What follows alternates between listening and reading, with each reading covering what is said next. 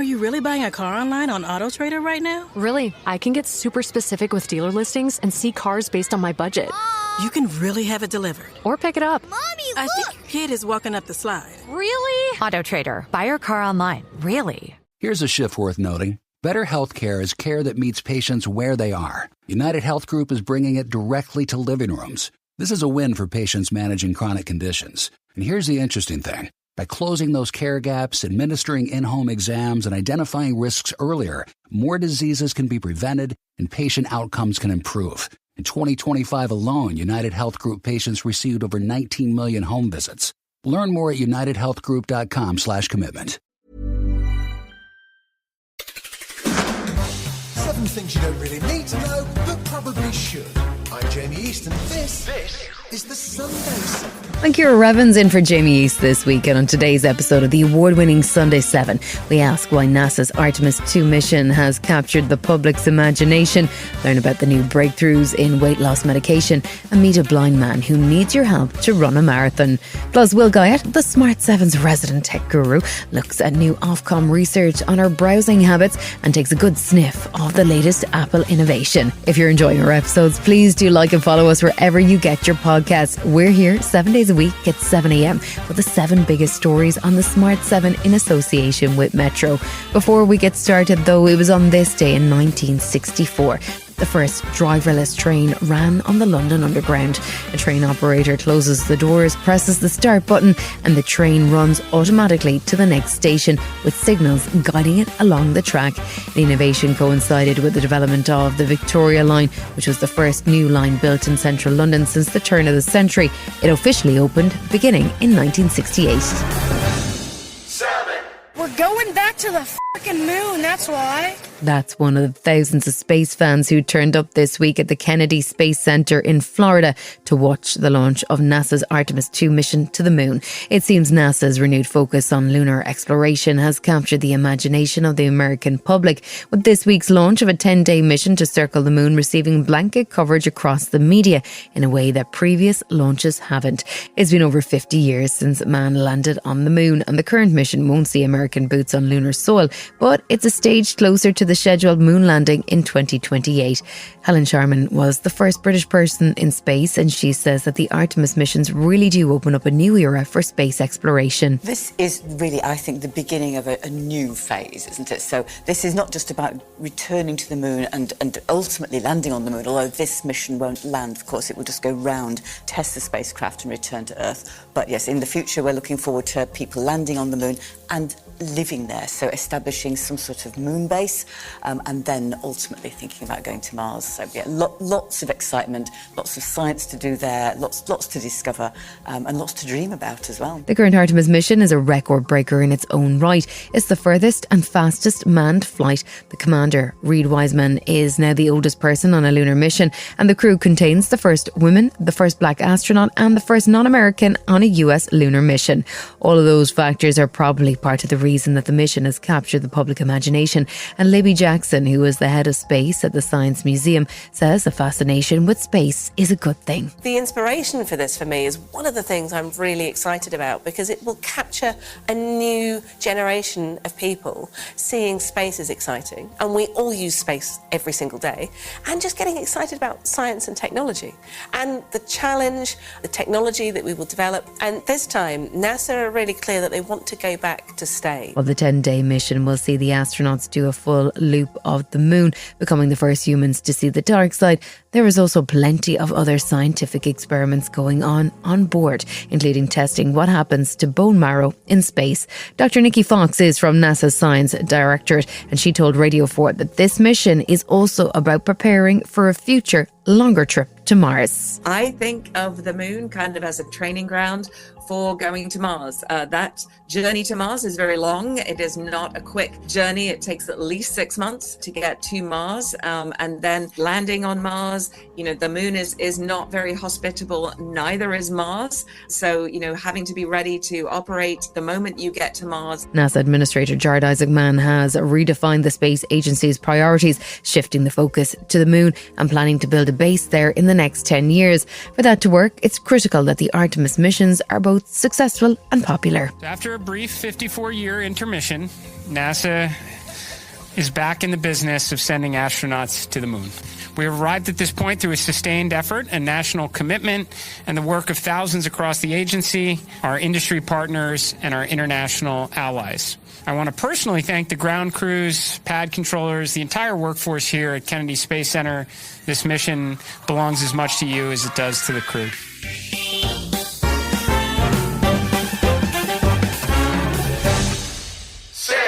It's that time of the week where we check in on the biggest stories in tech, and whether or not it's Easter Sunday, we need to ping the Smart 7's tech guru, Will Guyatt.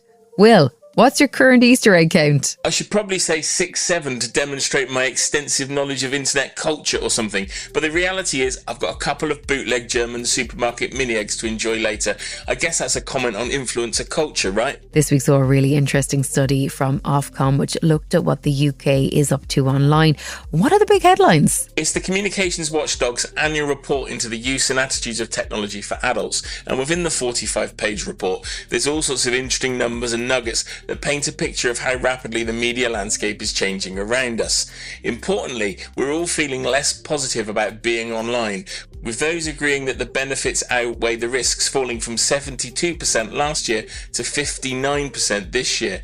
And only 36% of us on social media say the platforms are good for our mental health, down from 42% last year. But the biggest headline for me was that, frankly mind-boggling, 3% of over 75s in the UK say they're using Snapchat regularly. Really? Are we seeing people shying away from social media, or at least posting on social media? If we consider people are being asked about their views rather than looking about the data the social networks have, yes.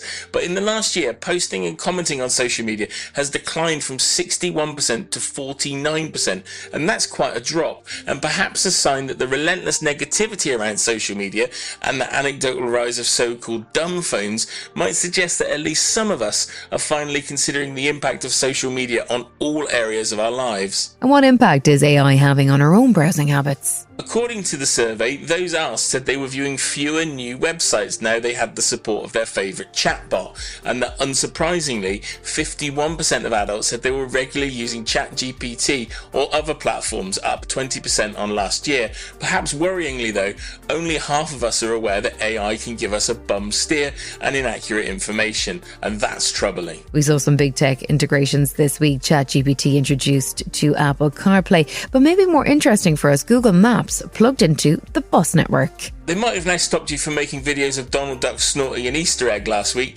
but OpenAI is now attempting to make it even easier to use their services on any device.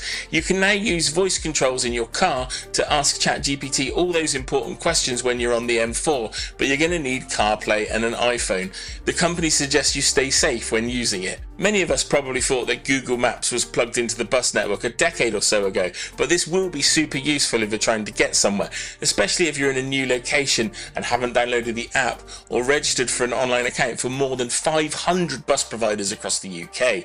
You're now going to be able to see how long it would take to reach your destination by bus, and this is fantastic news considering growing suggestions that we're likely contend with a summer of rising fuel prices and potential shortages because of the war in Iran.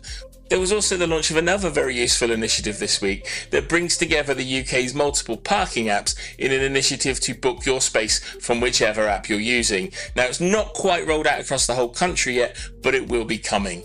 And little tweaks like this are an absolute win. There were plenty of celebrations for Apple's 50th birthday this week. Who did Tim Cook book for his party? Paul McCartney versus Rita Ora in Cork. It was a big event for Apple, a tech company that in many people's eyes is still really cool. And for the big party in the US, Paul McCartney took to the stage at the company's HQ in Cupertino, California. And this is a pretty big turnaround considering the tetchy legal relationship between Macca and Apple over the years. But it's clear they're big pals now. Macca performed in front of around 12,000 people, employees and guests of the company.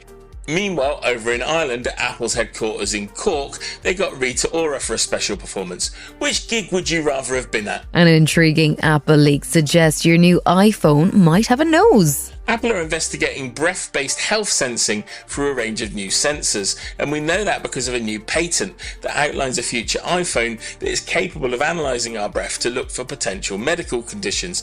This is part of an Apple push to make its devices more vital to users, and monitoring more elements of our health, which is valuable data to keep us alive, is also valuable data for other healthcare companies and businesses. All you're going to need to do is breathe near your new iPhone in the future to start this working, and unlike medical tools, it doesn't require a mouthpiece, but still allows real-time measurements. I wonder what things are going to make this do. How about perhaps how many pints you've had and are you sozzled, or should you need a mint after that cheeky lunchtime curry? Finally, a shout out to the IT department at NASA, right, Will? It does come to something when you can't even escape Microsoft Outlook issues in space. We can send astronauts to the moon, but we can't get email working properly. But as astronauts were blasting towards the moon at thousands of miles an hour, they had a problem getting the calendar open. The line, "I see that I have 2 Microsoft Outlooks and neither of those are working," is not quite the immortal line, "Houston, we have a problem." Now, I wonder if this will make it into a movie one day. In space, no one can hear the Microsoft error sound. Still to come on the Sunday 7 in association with Metro, your AI doctor will see you now, and how a blind man plans to run the Brighton Marathon.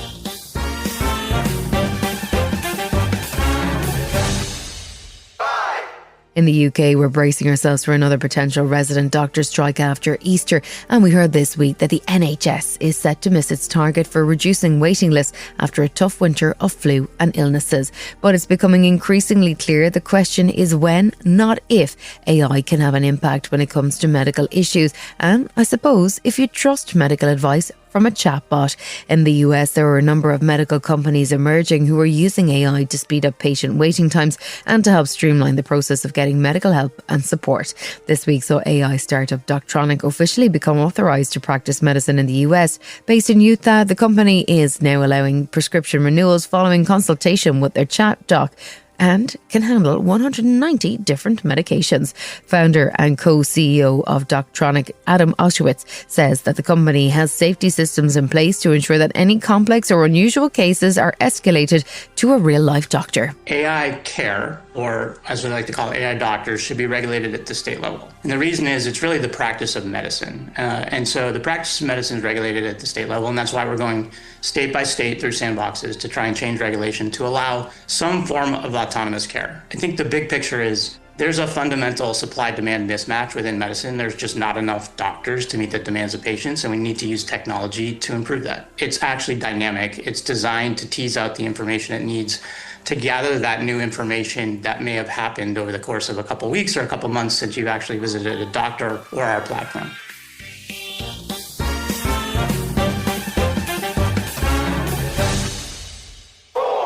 As tech develops at speed, there have been exciting steps forward in improving accessibility and the lives of those who struggle with a disability. From voice generation technology to implants like Neuralink, new technology has seen huge progress, and some of the practical uses of tech are still emerging. Meta's AI-enabled smart glasses have attracted plenty of criticism for their ability to record without full permission, to the revelation that the content captured might well be reviewed by moderators located halfway around the world. But this week saw a far more wholesome use for the technology, as blind marathon runner Clarke Reynolds, who is planning to run the Brighton Marathon, explained to Radio 4's Today Show. He's using Meta's glasses to get help and guidance from online users. It's complete strangers. So I say the magic words. I say, "Hey Meta, call Be My Eyes." And within about, 30 seconds, I will get a complete stranger. I have no idea who they are. From around the world, literally. We have a bit of discussion. I say what I'm about to do. And they said, "Oh yeah, please, we'll be on board." And for 5 minutes, we talk, and they said there's a bin or a parked car or a person. And majority of the time, it is about a conversation. Still to come on the Sunday 7 in association with Metro, a breakthrough on weight loss medication. And could we see the end of hold music? Right after this. Welcome back.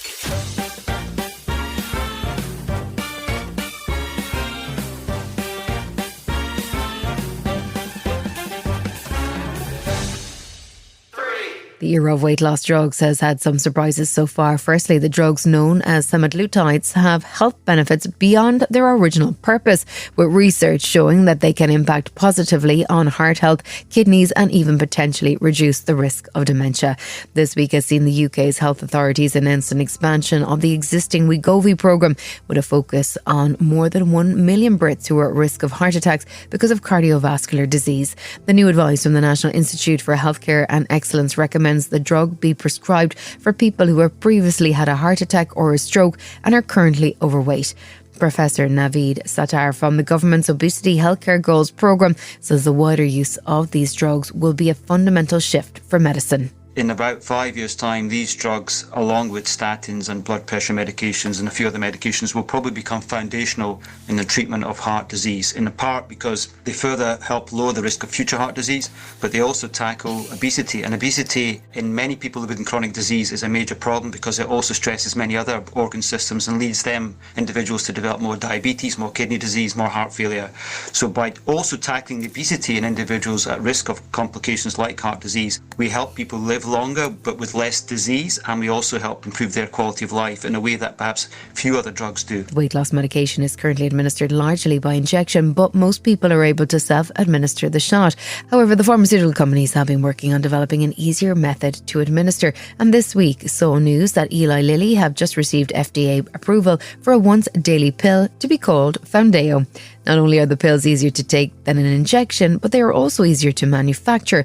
And Dr. Tara Narula, the chief medical correspondent for ABC News, says that the Foundayo pill is a big step forward. The first pill came on the market, the Wegovy pill, that was back in January. That was from Novo Nordisk, and they've had about 600,000 prescriptions of those already put out. And this is the second pill we're now seeing. Now, the Wegovy pill, the one I just mentioned, has to be taken in the morning without food about 30 minutes before you eat. This new pill by Eli Lilly is also a once-a-day pill, but can be taken any time of the day, and it has no food or water restrictions. This pill comes in 6 different doses, and they say with research studies they have shown about a 25-pound weight loss on average over 72 weeks, and a 27-pound weight loss on the highest dose at 72 weeks.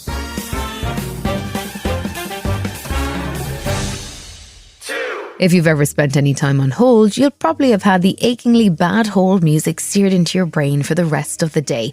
If you're frustrated, you're not alone either. New research this week revealed that UK consumers lose almost 500 million hours every year to poor customer service. That's about 10 hours per person. It's not all time spent on hold, but 41% of consumers said that they would score the customer service they get as average at best, with more than half prepared to switch providers if they get a bad customer experience. So what can be done? It could well be another case where AI and software company ServiceNow, who commissioned the research, think they might be able to help. Damien Stewart is the general manager for the ServiceNow in the UK and Ireland. So Damien, what is it that ServiceNow do? ServiceNow is the AI control tower for business reinvention. In plain English, we're the platform that connects all the different parts of any business, IT, customer service, HR, finance, so work actually flows smoothly rather than getting stuck in different systems. So we heard about the research you commissioned, and it definitely sounds like customers are frustrated, but how can we be sure that dealing with it with an AI chatbot will be any less annoying? Well, your frustration is completely justified, and the data backs you up. We found that 45% of UK consumers say chatbots simply fail to understand their questions. So you're not imagining it. The problem isn't AI itself, it's not the technology, it's why companies are deploying it. Most are doing it to cut costs and speed up their own operations rather than genuinely improve your experience. They're solving for efficiency and not empathy. When AI is bolted on to broken, fragmented systems, it doesn't fix the problem, it just automates the frustration. So if I'm stuck in a chat with an annoying AI chatbot, what should I do? 82% of Brits actually prefer phone support. So we want to talk to somebody, but 76% still try self-service first because, you know, it's quicker. I think the goal has to be that you don't need a workaround, that AI either solves it properly or gets you to the right person instantly. That's what we want. AI is definitely the future though, right? We're not going back to hold music. Can you give us an example of how AI has been deployed well? Nearly half of UK consumers say AI has improved customer service, so that's good. A good example of this is a company called Arkiva. They're a communications network provider, and they boosted their field service productivity by 130% using our AI platform, supporting nearly 99% of the UK population more effectively. So the potential is real. The problem is that most organizations haven't yet connected their systems properly. So AI is working in isolation, if you like, and that's where the experience falls apart. Are the days of real-life human helpline operators numbered? I genuinely don't think so. I think any business that goes down that road will pay for it in lost customers. What we will see, and what the best companies are already doing, is a human plus AI model. The future isn't robots replacing people, it's people being freed up to be more human.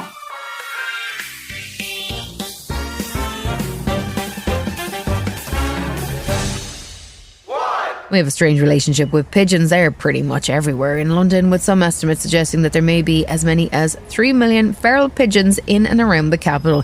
Technically, they're considered a pest, and Trafalgar Square introduced both a ban on feeding them and hawks to help control them back in the early 2000s. But not everyone hates pigeons. In fact, one man in New York has dedicated his life to rescuing injured birds. Michael Cavalier, who works for the Wild Bird Fund, walks the streets of Manhattan, doing his best to help his feathered friends recover from some of the injuries caused by life in the big city. This string is on here pretty loosely. If left alone, it might cause injury, but we can take this off and just let the bird go. Pigeons are, defenseless creatures. They're trying to survive in the city. There are a lot of challenges. There's not a lot of food for them. They have to contend with human beings, cars, pollution, lead in the environment, all of these things that can take them out, right? And I don't know, seeing a pigeon with both of their feet tied together by a string, right, and they're just trying to make it, it is kind of heartbreaking. And it's something as simple as just picking them up and cutting that thread and taking it off, giving them their life back. It's really powerful. When a bird is in need, they can't help themselves, right? So I think it's important for people to help where they can. This has been the Sunday 7. Wherever you're listening, do us a favour and hit the follow button. We'll be back tomorrow at 7 a.m. with the regular Smart 7. Have a great rest of your weekend. Written, produced and published by Daft Dog.